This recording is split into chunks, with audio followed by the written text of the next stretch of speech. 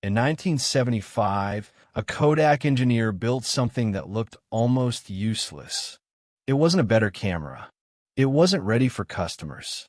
In fact, by every commercial standard, it was a terrible product. But hidden inside that awkward prototype was one feature that would eventually destroy the company that invented it.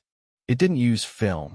That engineer, Steve Sasson, had just created the world's first digital camera inside the company that had built its entire empire on selling film. Most people think Kodak failed because it ignored digital photography. It didn't. Kodak saw the future before almost anyone else. Every digital photo people took meant one less roll of film sold. The company wasn't trapped by technology. It was trapped by success. When the future finally arrived, Kodak faced a choice almost no successful business wants to make. Protect the business paying the bills today, or embrace the technology that would replace it tomorrow. And trying to do both, it slowly lost both. The company that changed photography. Before Kodak, photography was expensive, complicated, and out of reach for most people. Taking pictures required bulky equipment, technical knowledge, and time. For the average family, photography wasn't an everyday activity. That changed in 1888. George Eastman introduced a simple camera with an even simpler promise. You press the button, we do the rest. Customers didn't need to know how to develop photographs or reload film. They simply took pictures, mailed the camera to Kodak, and the company handled everything before sending it back ready to use again. Photography stopped being a specialized skill. It became part of everyday life. Families documented birthdays. Parents captured childhood memories. Travelers recorded vacations. Kodak wasn't just selling cameras. It was making memories accessible. And as photography became easier, demand exploded. The perfect business. Most people think Kodak became one of America's greatest companies by selling cameras. It didn't. The camera was simply the entry ticket. The real business came afterward. Once someone owned a Kodak camera, they needed film. When a roll was finished, they bought another. Then they paid Kodak to develop it. Then they bought more film. Again and again. A customer might replace their camera only once every several years, but they could buy hundreds of rolls of film during that same time. Every birthday, every vacation, every holiday created another sale. It was one of the greatest recurring revenue models ever built.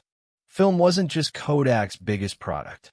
It was the engine that powered the entire company. And for decades, it worked almost perfectly. By the second half of the 20th century, Kodak dominated the photography industry. Its yellow boxes were recognized around the world. The phrase Kodak moment became part of everyday language. The business model seemed almost impossible to disrupt, until Kodak itself invented the technology that threatened to end it. The invention. In 1975, Kodak engineer Steve Sasson was asked to experiment with a new electronic image sensor. Using parts borrowed from different devices, he built a camera unlike anything the world had seen before. It weighed nearly 8 pounds. Capturing a single black and white photo took more than 20 seconds. The image was stored on a cassette tape and displayed on a television screen. It was slow. The image quality was poor, and it wasn't remotely ready for consumers. But none of that mattered, because for the first time, a camera could capture a photograph without using film. Kodak's executives understood the technology's potential almost immediately. The challenge wasn't seeing the future. It was accepting what that future meant. It generated extraordinary profits through every stage of the process, from selling the roll to developing and printing the final photograph. Digital photography threatened to break that entire cycle. The question wasn't whether digital would replace film. It was whether Kodak could replace its own business before someone else did. The trap. The popular version of Kodak's story says the company ignored digital photography. That's simply not true.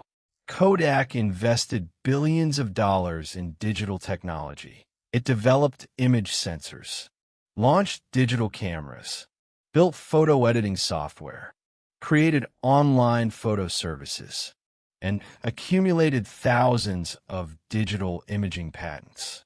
Kodak wasn't standing still. It was caught in a dilemma. Film generated extraordinary profit margins. Digital cameras did not. Every digital camera Kodak sold created a customer who no longer needed years of film purchases, photo processing, or printing. The company was trying to grow the future while protecting the business that still paid the bills. But those two goals increasingly worked against each other. Every customer who switched to digital became a customer who bought less film. Kodak wasn't competing against another company. It was competing against its own business model. The world changed again. By the early 2000s, film sales were in steady decline.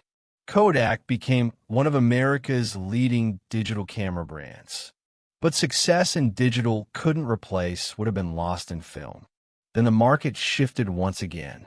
This time, even digital cameras became less important.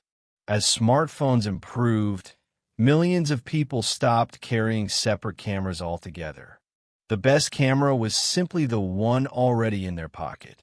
Photography became instant, unlimited, and almost free. Kodak had spent years trying to transition from film to digital. Now the digital camera business itself was beginning to disappear.